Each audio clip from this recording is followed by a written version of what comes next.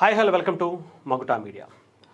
జనసేన పార్టీకి సంబంధించి పవన్ కళ్యాణ్ గారి భావజాలం ఎందుకు అంతలా మనం బలంగా నిలబడతామంటే, ఆయన తప్పు చేయడు 100%. ఇంకా నేనైనా తప్పు చేస్తానేమో కానీ ఆయన 100% ప్రజలకి మంచి జరిగేదే చేస్తాడు, ఆయన ఒక బలమైనటువంటి సిద్ధాంతాల ప్రకారం వెళ్తున్నాడు అని చాలా బ్లైండ్గా నమ్మేటువంటి వ్యక్తిని. బ్లైండ్గా నమ్మటం అంటే ఎందుకు అంత బ్లైండ్గా నమ్ముతానంటే, ఆయన 100% ఆయన ప్రాణం పోయినా సరే తప్పు చేయడు. ఆయన ఏది మాట్లాడినా సరే ఒక సుదీర్ఘమైనటువంటి భావజాలంతో ఏదో ఒక మంచి జరుగుతుంది అనేటువంటి ఆలోచనతో ఉంటే తప్ప మాట్లాడతాడు. ఆయన నోటు నుంచి ఏది వచ్చినా సరే అంత బలంగా ఉంటుందని చాలా బలంగా నమ్మే వ్యక్తిని. అయితే రీసెంట్గా జనసేన పార్టీకి సంబంధించి రైల్వే కోడూరులో జరిగినటువంటి ఘటన గురించి జనసేన పార్టీ నాయకుడిగా ఉన్నటువంటి తాతంశెట్టి నాగేంద్ర గురించి నిన్న వీడియో చేశారు.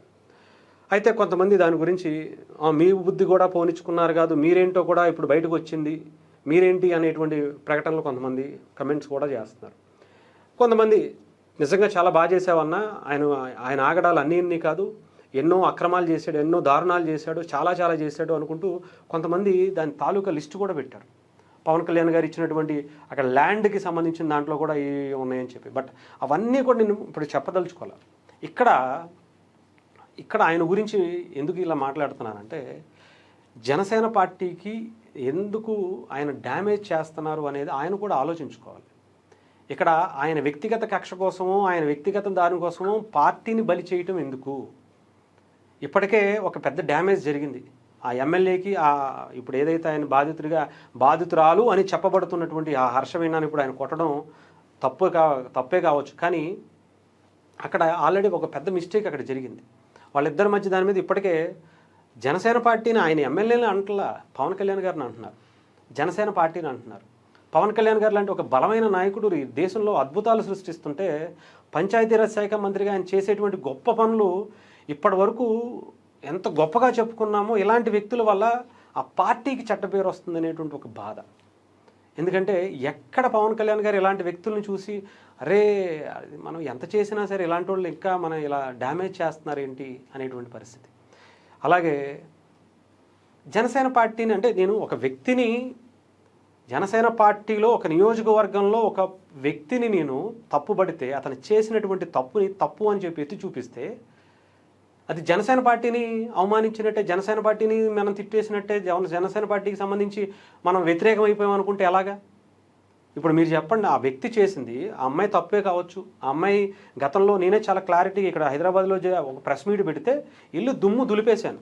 అప్పటి వరకు ఆ అమ్మాయికి సంబంధించినటువంటి దాని మీద కొంత పాజిటివ్నెస్ ఉంది అని అనుకుంటే, ఆ ప్రెస్ మీట్ ద్వారా ఆమె వెనకాల చేసేటువంటి కుట్ర అంతా కూడా బహిర్గతం చేశా.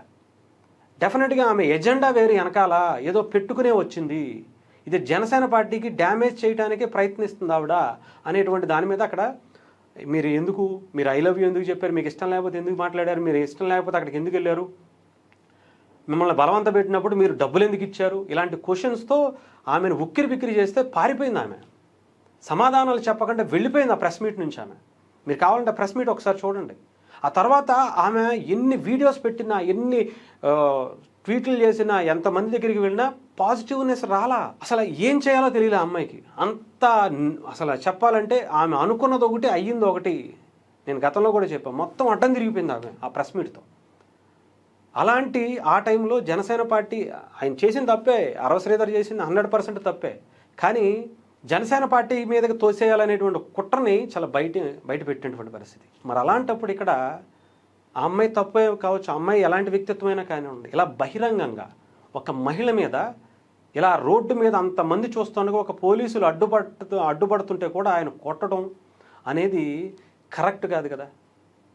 నీకు పవన్ కళ్యాణ్ గారిని తిట్టింది అని ఆయన చెప్తున్నాడు. ఒక వీడియోలో నేనేమో పవన్ కళ్యాణ్ గారిని తిట్టింది, అందుకే నేను ఆవేశంతో వచ్చి అవసరమైతే నిన్ను కూడా కొట్టేస్తానని చెప్తున్నాడు పవన్ కళ్యాణ్ గారిని తిడితే. ఇంకొకసారి ఏమో అక్కడ పక్కన ఎక్కడో ఉండి ఫోటోలు తీస్తుందని చెప్తున్నాడు. ఇంకొక ఛానల్లో ఇంకొకటి ఏదో చెప్తున్నాడు. కొట్టడం అయితే కొట్టేశాడు, దాడి చేసాడు.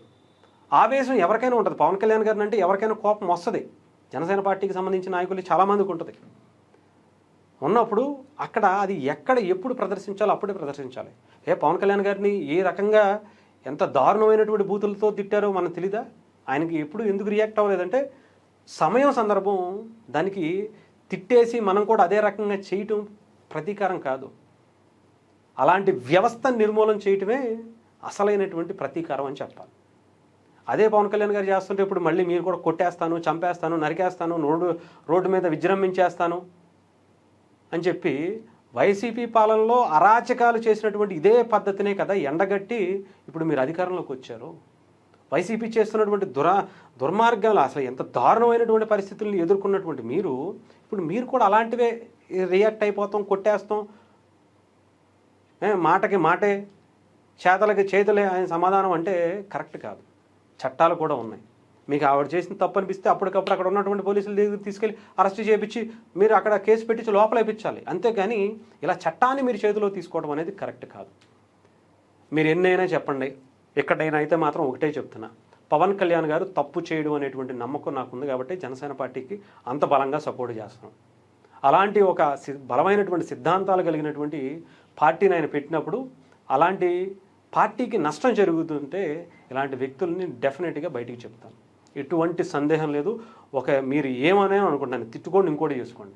వైఎస్ఆర్సీపీ వాళ్ళు తిడుతున్నారు, ఇప్పుడు మీరు తిడుతున్నారు అనుకుంటే కొంతమంది, నేను అందరినీ అనుకోలేదు, జన సైనికులు చాలామంది ఫోన్లు చేసి చాలా గొప్పగా చేశారని చెప్తున్నారు. కానీ కొంతమంది ఎవరైతే అంటే అలాంటి వ్యక్తులకి సపోర్ట్ చేసేటువంటి వ్యక్తులు కూడా అలా కొట్టడమే కరెక్టు, అలా ఇష్టం వచ్చినట్టు ఎవరో ఎప్పుడో బూతులు ఆయన ఫోన్ చేసి తిడుతున్నారంట. తిరిగి ఈయన కూడా బూతులు తిడుతున్నారు. పైగా తిట్టచ్చు, తప్పులేదు. అలా తిట్టారు, మీరు తిట్టారు, బాగానే ఉంది. వీడియో తీసి మళ్ళీ పబ్లిష్ చేస్తున్నారు చూసారా, అది తప్పు. అవతల వ్యక్తి కనిపించడు. తాతంశెట్టి నాగేంద్ర గారు మీరు తెలుసుకోవాలి, అవతల వ్యక్తి మిమ్మల్ని తిట్టింది కనిపించదు, అవతల వ్యక్తి ఎలాంటోడో ఎవడో మనకు తెలియదు. కానీ ఇక్కడ మీరు తిడుతున్నటువంటి వ్యక్తిత్తే మీరు మాత్రమే కనిపిస్తారు. అది గుర్తుపెట్టుకోండి. అర్థమైందా? ఆ విషయాల గురించి అవతల వాళ్ళు తిట్టారా లేదా అనేది మాలాంటి వాళ్ళకి తెలుసా, కానీ బయట వాళ్ళకి అలా తెలియగా. మీరు ఇష్టం వచ్చినట్టు బూతులతో రెచ్చిపోతూ వీడియో తీసుకుని పెట్టుకోవడం అనేది కరెక్ట్ పద్ధతి కాదు. అది ఇప్పుడు చూసారా మీకు ఎంత మైనస్ చేస్తుందో ఆలోచించుకోండి. మీరు మెగా అభిమానే, చాలా సంవత్సరాల నుంచి మిమ్మల్ని చూస్తున్నాం. మీలాంటి వ్యక్తులు జనసేన పార్టీకి ఉంటే బాగుంటుందని చెప్పి చాలా రోజులు అనుకున్నాం. కానీ మీరు జనసేనకే డ్యామేజ్ చేసేటువంటి పరిస్థితికి వస్తే అది కరెక్ట్ కాదు. ఎవరైనా సరే ఉన్నది ఉన్నట్టు చెప్పడం అనేది చెప్తాం. జనసేన తప్పుల్ని కూడా ఎత్తి చూపిస్తాం. ఇలాంటి నాయకులు చేసేటువంటి ఆగడాలను ఇక్కడతో జనసేన పార్టీకి ఇలాంటి వ్యక్తులు అవసరం లేదు అనేటువంటి విధానాన్ని కూడా మేము చెప్తాం. ఎటువంటి మొహమాటం లేదు. కులం అనుకోండి, మతం అనుకోండి, ఇంకొకటి అనుకోండి, ప్రాంతం అనుకోండి, ఏదైనా అనుకోండి, మీ ఇష్టం. ఇక్కడ తప్పును తప్పు అనేటువంటి చెప్పేటువంటి ధైర్యాన్ని ఇచ్చింది కూడా పవన్ కళ్యాణ్ గారే. అలాంటి దాన్ని మనం ముందుకు తీసుకెళ్ళకపోతే కష్టం. డెఫినెట్గా ఆయన సమాజానికి మంచి చేసేటువంటి వ్యక్తి. ఇలాంటి వ్యక్తుల వల్ల ఆయన ఆలోచనలు, ఆయన భావజాలాన్ని, ఆయన సిద్ధాంతాలని తూట్లు పొడిచేటువంటి పరిస్థితి ఉంది. దయచేసి డెఫినెట్గా చెప్తున్నా, ఇలాంటి వ్యక్తులు ఎవరున్నా సరే జనసేన పార్టీకి దూరంగా ఉండండి, లేదా వీళ్ళ గురించి కూడా వీడియోలు చేయాల్సి వస్తుంది.